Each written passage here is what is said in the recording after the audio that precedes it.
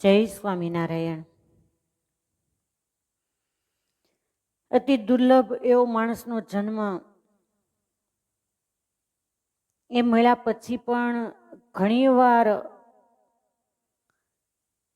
એવી વિપત્તિની સાંકળની અંદર એવી બેડીઓ લાગી જાય કે અંતરાત્મા જાણે એમ કહેતો હોય કે દર્દભરી દુનિયામાં એક દરિદ્ર બનીને હું આવ્યો છું। હે દીનદયાળ, તમે કૃપા કરો, તારે શરણે હું આવ્યો છું, પણ એ શરણું ક્યારે સ્વીકારે? બહુ પુણ્ય હોય તો જીવાત્માના હૈયે સુખની અંદર હા પડી જાય કે ભજન કરવું પડે, અને કઠણાઈ હોય તો ગમે એટલું દુઃખ આવે તો એને મનમાં એમ ન થાય કે હવે હું ભગવાનની શરણાગતિ સ્વીકારું। અને જેના અને તેના મોઢે ગાણા ગાયા જ કરે એમ કહેવાય કે ગમે એટલું કરીએ અમને ધંધામાં કાંઈ પાસરું પડતું જ નથી।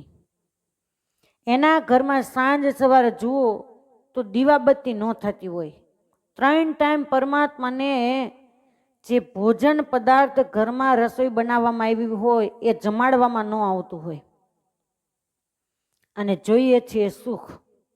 સુખ જોઈએ છીએ પણ જે કરવું છે, સુખ માટે જે કરવું જોઈએ એ નથી કરવું। આ મોટામાં મોટી આપણી કઠણાઈ છે। ઘણી વાર પૂછવામાં આવે સારા સારા વ્યક્તિને, ત્યાં કોઈ પણ સંપ્રદાયને તમે માનનારા હો તો જે સંપ્રદાયને તમે અનુયાયી છો એનું ઘરની અંદર નાનું એવું મંદિર તો હોવું જ જોઈએ। ઘણા ઘણા મોટા બંગલાની અંદર સરસ મજાના જાણે હરિમંદિરો હોય એવા સિંહાસનની અંદર પરમાત્માના સ્વરૂપ બિરાજમાન હોય તો કાયમના માટે પરમાત્મા એના ઉપર કરુણામય દ્રષ્ટિ કરે। પણ ઘણીવાર એવા સિંહાસનો બનાવ્યા પછી પરમાત્મા નકોરડા ઉપવાસ કરતા હોય, અને પોલા તો કેટલી, મને તો નામય ન આવડે કંઈ, કે પંજાબી ને ચાઇનીઝ ને બનાવીને જમતા હોય। તો એ સ્વરૂપ કાંઈ ભગવાનને ભૂખ્યા રાખવા માટે પધરાવવામાં નથી આવ્યું, એ કોઈ ચિત્ર પ્રતિમા નથી। જે પરમાત્માના સ્વરૂપને ભૂખ્યા રાખે, યાદ રાખો કે તમારે ભૂખ્યા જ રહેવાનું છે। કદાચ તમે 56 ભોગ જમતા હશો એ તમારી દ્રષ્ટિએ તમે જમો છો, પણ હકીકતમાં એ તમે ભોજન નથી જમતા। શ્રીમદ ભાગવત સ્વામિનારાયણ સંપ્રદાયની સાબિતી નહીં, શ્રીમદ ભાગવતનો 10મ સ્કંદ કે જે પરમાત્માને ભોજન જમાડ્યા સિવાય ભોજન ગ્રહણ કરે છે માણસ બરાબર છે। અન્નકૂટ ધરાવવાની શરૂઆત ગોવર્ધન પૂજન જ્યારે કરવામાં આવ્યું ત્યારથી થઈ જ, અને એટલે જ અન્નકૂટ જમાડવામાં આવે કે મહારાજ તમે જમો, ભગવાન તમે જમો, તો એ અન્નનો કણિકો અમને તૃપ્ત કરે। ભગવાનને જમાડનાર ક્યારેય ભૂખ્યો રહેતો નથી। એમ જ્યારે સુખ જોઈએ છીએ જીવાત્માને, તો સુખી થવાના જે સોપાનો એ એક સોપાન પણ આપણે ચડવું નથી, દુઃખના 10 પગથિયા ચડશું, પણ પરમાત્માનું મંદિર એ સુખનું ઘર છે, સંસારીનું ઘર એ દુઃખનું ઘર છે। દુઃખના ઘરમાં 24 કલાક ચક્કર મારશું, વિટમણામાં વીંટાશું, વિચાર કરશું, ઊંઘ ના આવે એના ઉજાગરા કરશું, પણ સાચા સુખનું ઘર મોટું ભર્યું છે ને એનું એક પગથિયું નહીં ચડીએ। અને અતિ વિટમણામાં આવ્યા પછી કોઈ વ્યક્તિ એમ કે તમે ફલાણા સંતની પાસે જાઓ, કોઈ સારા સજ્જન વ્યક્તિ હોય એ બતાવે કે એની પાસે જાઓ, એ તમને કંઈક રસ્તો બતાવશે, અને ન છૂટકે પહેલા કેમ કે કોઈ ડોક્ટરની દવા લાગુ ન પડે, જ્યારે પીડા સહન ન થાય અને ત્યારે કોઈ આવીને એમ કે ફલાણા વૈદ્ય છે એની પાસે જે હોય ને ત્યારે એમ કે ધક્કા ભેગો ધક્કો, એટલા જ દવાખાનો ફર્યા છીએ તો હાલો ન્યા જઈ આવીએ, પ્રારબ્ધમાં હશે તો સારું થશે, એમ કંટાળીને એ ન્યા જાય। એમ જ્યારે ચારે બાજુથી કંટાળીને પછી એમ થાય કે હવે આ બતાવે છે તો ત્યાં જઈ આવું। અને કોઈ સંતની પાસે જાય, અમારી પાસે ઘણી વાર એવા આવે કે આવી રીતે દુઃખ છે તો કંઈક કયો ને, ધંધામાં આમ છે ને ઘરમાં આમ છે ને કંઈક ને કંઈક તો ઊભું જ હોય તમારું, ત્યારે એમ કહીએ કે તમે ભક્ત ચિંતામણીનો પાઠ કરજો. હવે ભક્ત ચિંતામણીનો પાઠ કરવાનું કહીએ અથવા તો માળા કરવાનું કહીએ અથવા તો દેવદર્શને જવાના નિયમનું કહીએ તો તરત એમ કહેશે ક્યાં સુધી કરવાનું. લે, હજી તો હરું દેખાતું નથી દુઃખનું, એને સુખ જોઈતું છે, તરત જ તાત્કાલિક લઈ લેવું છે. 500 કે 550 ડાયાબિટીસ રહેતું હોય અને ડૉક્ટરની પાસે તમે જાઓ, ડૉક્ટર એમ કહે કે ડેઈલી તમારે 1 મહિનો આ કોર્સ કરવાનો અને આ ટેબ્લેટ ખાવાની છે. જો ભૂલી જશો તો સુગર વધી જશે અને પેરેલિસિસ થવાની શક્યતા છે. ત્યાં ડૉક્ટરને કહેતા હો તો કે આ રોજ એટલું ખાવું એના કરતાં આખું પેકેટ હું ખાઈ જાઉં. અને ડૉક્ટર એમ કહે કે 1 મહિનાનો કોર્સ તમારે પૂરો કરવાનો છે. ત્યારે તમે એમ કહો તો કે ન કરું તો ન હાલે, 1 ગોળીએ સારું નહીં થઈ જાય. પણ જે રીતે ડોઝ અપાતો હોય એ જ રીતે અપાય. અને આને તેમ થાય કે તમે આશીર્વાદ દો ને સારું થઈ જાય, કે જાણે અમે બધાના માટે આશીર્વાદ આપવા માટે નહીં, તમારા માટે જાણે ભજન કરવા માટે બેઠા હોઈએ. ઘણા વ્યક્તિઓ મેં એવા જોયા છે કે ફોન આવે ને એટલે સમજી લેવાનું કે કાંઈક કામ કઢાવવા માટે છે, તરત એમ કહેશે કે બેન પ્રાર્થના કરજો, પરીક્ષા આપવા માટે જાઉં છું. સરસ્વતીને એક શ્રીફળ ન દે, હાકરનો પડોય ન દે, હનુમાનજીને શ્રીફળ ન દે, કે ગોપીનાથજી મહારાજને કે લક્ષ્મીનારાયણ દેવ હોય, મદન મોહનજી મહારાજ હોય, નરનારાયણ દેવ હોય કે રાધારમણ દેવ હોય, એને 500ના થાળનું ન કે. અને ઘણા વાલીડા એમ કે એક્ઝામ આપવા જાઉં છું ને, એક્ઝામનો આ ટાઈમ છે, તમે જન્મંગલના પાઠ કરજો. ફર્સ્ટ નંબર આવે તો કોઈ દેવને થાળ કરાવવા નથી આવતા, મફતમાં ઈશ્વર પાસેથી પડાવી લેવું છે, પણ પોતાને ખર્ચાવું નથી ને ઈશ્વરના ઘરે પૈસાની ભૂખઈ નથી. પણ કમસે કમ તમે ભજન તો કરી શકો ને, અને તમે ભજન કરો તો અમારા જેવાને એમ થાય કે મહારાજ આને કંઈક સામું જોજો.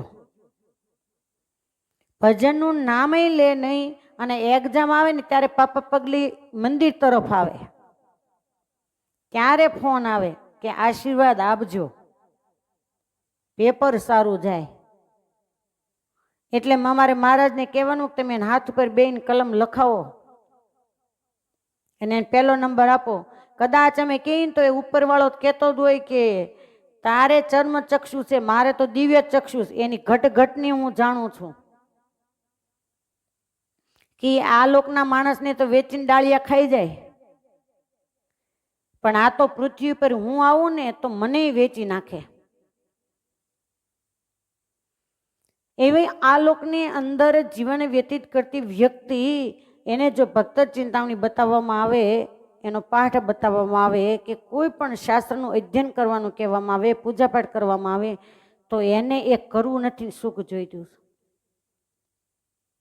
અને છતાં કંટાળ્યા પછી ભક્ત ચિંતામણીનો એક પાઠ પૂરો થાય અને જો કાંઈ ફેર પડે નહીં તો તરત જ વિશ્વાસ ઉડી જશે કે કાંઈ થતું નથી. પણ જે વ્યક્તિ એને મંડી પડે વિશ્વાસથી, દ્રઢતાથી કે હવે ગમે તેટલું દુઃખ આવે કુરબાન, પણ જે સંતે રસ્તો બતાવ્યો છે ભક્ત ચિંતામણી નામ જ એવું છે. ચિંતામણી કે જે તમે ચિંતવો એ પ્રાપ્ત થાય. અને જેણે આ લોકની અંદર ચિંતવન કર્યું છે, ભક્ત ચિંતામણીના પાઠ કર્યા છે, એને ચોક્કસ ફળ મળ્યા છે, પણ શ્રદ્ધાથી અને વિશ્વાસથી કર્યા હોય તો. ક્યારેક પરમાત્મા કઠોર પરીક્ષા કરતા હોય તો તમને ફળ મોડું પણ આપે, અને ક્યારેક એવા મહાન ભક્ત હોય તો એ વાલીડાને પરીક્ષા લેવાનું મન પણ થાય કે આને મારે દુઃખી જ રાખવો છે, ક્યાં સુધી શ્રદ્ધાને વિશ્વાસ રાખે છે. અને જે શ્રદ્ધાને વિશ્વાસથી મંડી પડે એને 100% અનંત ઘણું કરીને આપે છે. નથી કહેતા કે ઈશ્વર જબ દેતા હે તે છપ્પર ફાડ કે દેતા હે, પણ મન લલુચપું હોય.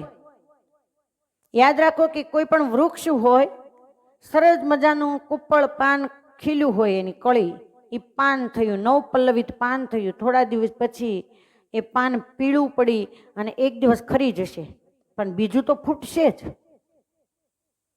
એવી જ રીતે જીવનની અંદર એક પાઠ પૂરો થયો, કંઈક 5 માળાનો નિયમ આપ્યું, દેવ દર્શનનો નિયમ આપ્યું, તો તમારી કળી ખીલતી ખીલતી ખીલતી નવ પલ્લવિત પાન થયું.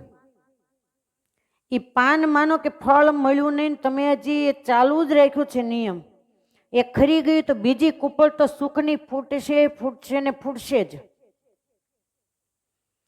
પણ આ લોકની અંદર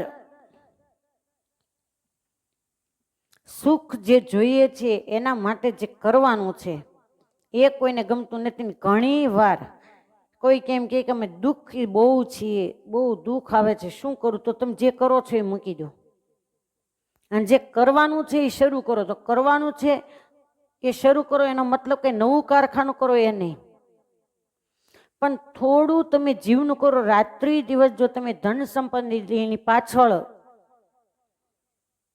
રાત દિવસ જોયા વગર મંડ્યા પડશો તો સંપત્તિ તો ચોક્કસ મળશે, પણ મહાસંપત્તિ જે પરમાત્માની ભજનરૂપી સંપત્તિ છે કે જે ઉપર ભાથું થઈને તૈયાર થવાની છે, ભાથું બનીને, એ સંપત્તિ તમને નહીં મળે.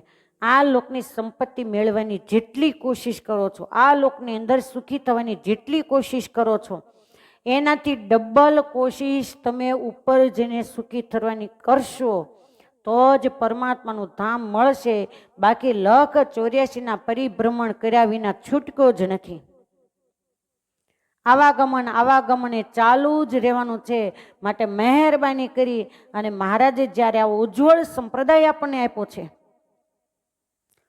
આ જીવાત્માને ઢંઢોળીને જાગૃત કરનારા સંતોને શાસ્ત્રો આપ્યા છે. અને મોટામાં મોટી ભાગ્યની વાત તો એ છે કે નાનો એવો મોબાઈલ તમારું કેટલું કામ કરી દેશે જો ઉપયોગ કરતા આવડે તો. એ કથા વાર્તાના યોગ દ્વારા તમે ધાર્યું ભજન હાલતા ને ચાલતા કરી શકો એમ છો. ભલે હાથથી ઘરના કામ કરીએ, પણ કાનને જો ટેવ પાડી દીધી હોય કે સ્વિચ ઓન કરી અને તમારે જે કથા સાંભળવી હોય તમે સાંભળી શકો છો, તો કામ કેટલું થઈ જાય તમે વિચાર કરો. આખો દિવસ સ્વામિનારાયણ સ્વામિનારાયણ સ્વામિનારાયણ મંડાટ પડ્યા, દુઃખની તાકાત છે કે તમારા દ્વારે એ ઊભું રહે? રાડો પાડતું જાય, જેમ ઓલું ભૂતને કાઢે અને રાડો પાડતું જાય, હનુમાનજી મહારાજના સોગન આપે ને એમ બધા દુઃખ રાડો પાડતા જાય. પણ સુખ મેળવવા માટે, એ દુઃખને નસાડવા માટે સત્સંગ આવશ્યક છે, મહામંત્ર આવશ્યક છે, કથા વાર્તાનો યોગ આવશ્યક છે. અને આપણે એ બધું કર્યા પછી આપણામાં ભક્તપણાના ગુણ આવશ્યક છે. અને જ્યારે સાચા ભક્ત બની જાઓ એ ભક્તને ક્યારેય આ લોકની અંદર કોઈ દુઃખી કરી શકતું જ નથી. તો જેને જેને સુખી થવું હોય, મોટામાં મોટું દુઃખ જે 184નું એમાંથી મુક્ત થવું હોય એને ચોક્કસ હરિસ્મરણ કરવું. અસ્તુ. જય સ્વામિનારાયણ.